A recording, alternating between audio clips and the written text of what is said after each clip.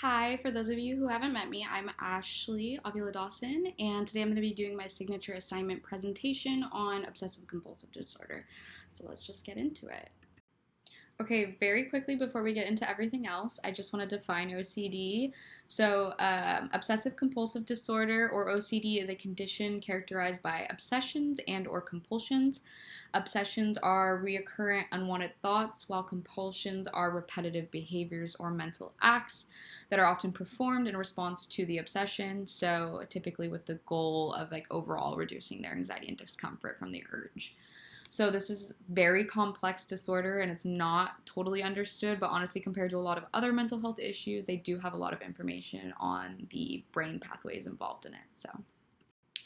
All right, so getting into the anatomy, the main system involved is the central nervous system, and the main structures within that are the prefrontal cortex, basal ganglia, and thalamus. There's obviously a ton of other systems that are affected due to chronic stress and anxiety from this, but we're just going to cover the main central nervous system. Okay, so first anatomy, we're going to be talking about the prefrontal cortex, which we all should know where it is. It's that blue highlighted area. And then there's two specific structures within the prefrontal cortex that are super important when we're talking about OCD. So firstly, the orbital frontal cortex, or OFC, and then the anterior cingulate cortex, the ACC. So we know the prefrontal cortex, it deals with higher functioning, higher thought, memory, planning, judgment, attention, decision making, impulse control. And then the OFC is actually very interesting. It's involved in processing and integrating sensory, emotional sort of information, reward processing, and social behavior. So basically, kind of ties your emotion into when you're evaluating a decision based on past experience. The ACC is located in the medial part of the prefrontal cortex, running along the midline of the brain, and it has a range of processes, but it deals with cognitive control, error detection, conflict monitoring, and attention regulation. It also deals a lot with empathy and sort of an autonomic response. So this is the first step in the pathway we're going to be talking about later. So the prefrontal cortex receives the stimuli. Okay, so we got one of the three structures down, which is the prefrontal cortex. Now we have two more, which is the thalamus and the basal ganglia. And they sort of all work in a circuit, if you will, or a feedback loop, kind of. So the thalamus is located above the brainstem. It's part of the diencephalon, and you can see it in the left-hand picture. Also, actually, both pictures you can see it. It's sort of that minty green color, the two little lobed, massy, or oval-shaped, I guess, masses.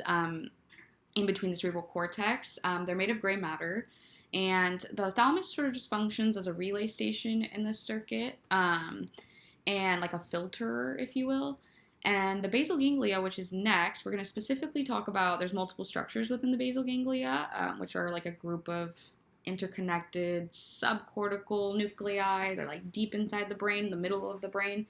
And one of those structures, like I was saying, is the corpus striatum, and it's the largest component of the basal ganglia, and it receives input from a lot of different areas, so the cerebral cortex, frontal cortex, motor cortex, and even the limbic system. But we're, like I said, going to be talking about a specific circuit it's involved in with the thalamus and the prefrontal cortex. So the connection to OCD here with all three of these anatomical structures is, and then leading into sort of the physiology, which is the next slides, is the basal ganglia influences the initiation and inhibition of voluntary motor movement, while the thalamus regulates your attention and filters information, thoughts, if you will.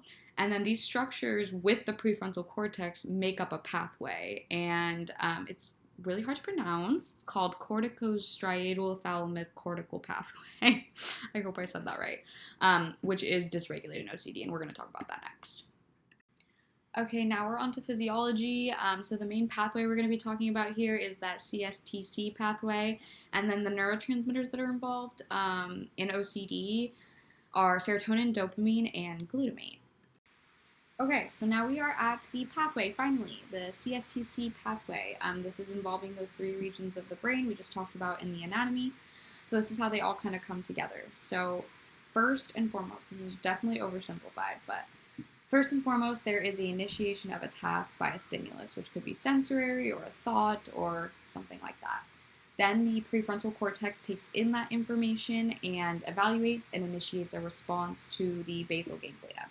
The basal ganglia takes in that information, and what it's going to do is initiate from higher level thinking to a sort of motor response. That motor response is sent to the thalamus. The thalamus also sort of evaluates where the information needs to go next for the action, and it sends the appropriate response to the motor cortex of the brain. Motor cortex of the brain then sends that information to motor neurons for the desired action, and then the action is done. So once the exact action is executed, feedback is then received, like that loop, and processed, evaluated, adjusted, and this is going to keep happening until there's basically some other stimulus to come in from external, internal, and change up the motor control. Okay, so I'm going to go over more what these chemicals' roles are in a couple slides, but basically we just need to know here that the three most important neurotransmitters, which we should know their function now, are dopamine, serotonin, and glutamate. I'll review glutamate, which is the major excitatory hormone, but I think we know what serotonin and dopamine do.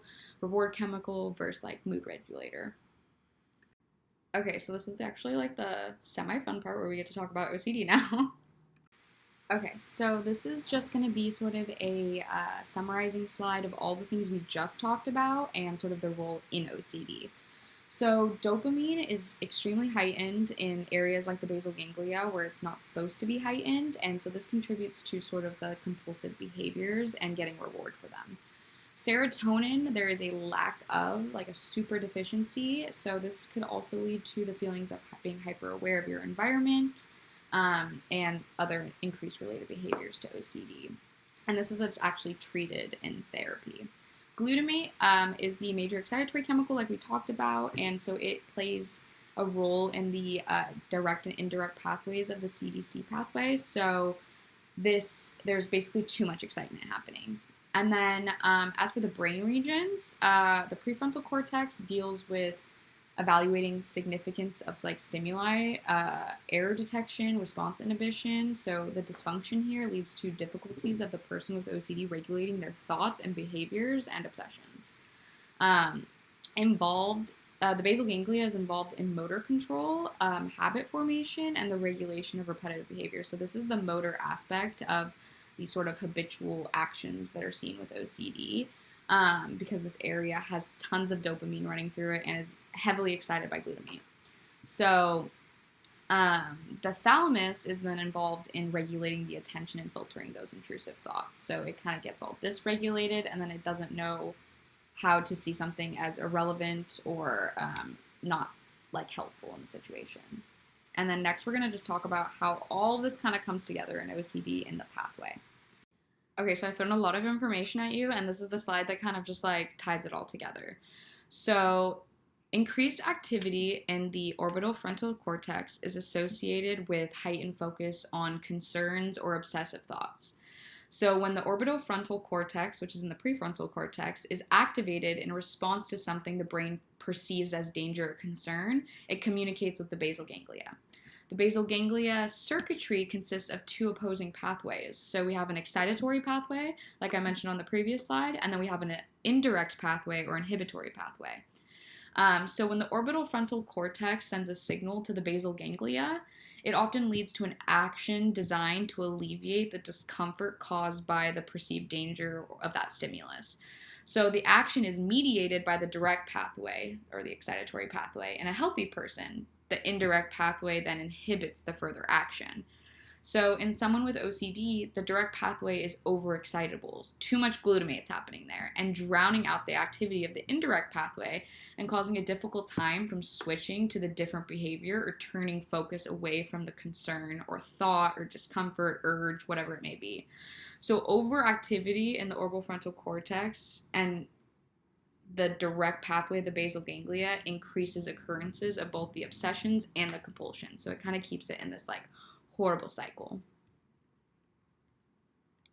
So now quickly, diagnosis, treatment, and AI. Okay, so now for diagnosing, this is probably going to be different depending on the person, the case, and how they sort of approached it. Like, I know in my sort of mental health journey, I did therapy for a long time, and then I was like seen to a psychiatrist, and then I had like a whole year of a diagnostic procedure. So this kind of makes a lot of sense. Clinical interview, so some type of therapist, psychiatrist, and like you bringing up your issues, doing intake, and then there's just like a ton of testing. So they have a lot of like special mental health tests related to these things, like the DSM-5 has criteria. There's a diamond test, and then we have another sort of sound measuring test. And the diagnostic or the DSM-5 just basically lays out the criteria. So like the patient should have this, and it should be impeding on their quality of life essentially. And then there's always a differential diagnosis to make sure you ruled out everything else. Okay, so as far as treatment goes, CBT or cognitive behavioral therapy is the most common and effective alongside, I believe, from research I've done, like combining CBT and a medication is sort of the best, and SSRIs are the most known for helping with OCD. So they are typically given in higher doses compared to other issues like anxiety. Fluvoxamine is the most recommended, and SSRIs basically just prevent the reuptake of serotonin. So they inhibit the SERT protein on the presynaptic neuron, and they sort of increase the concentration of serotonin in the synaptic cleft, which you can see in the left-hand picture. And this is just useful for OCD because obviously we have a total deficiency of serotonin, so this is going to help a ton with increasing the amount of serotonin. And it actually can lead to neuroplasticity, so like long-term changes, like actual changes in these pathways. Okay, so AI and OCD. So I actually found a super interesting article where UCLA researchers are currently using MRI and machine learning to predict whether people with OCD will benefit from CBT therapy. And it has a 70% accuracy right now. So they basically are just taking brain scans and they're trying to see if they can use it to diagnose OCD and potentially avoid like a lot of therapy and psychiatric visits, because trying to get diagnosed with a mental health issue is a very long, sort of drawn out process with a lot of going back and forth. So I think that this could potentially be a benefit.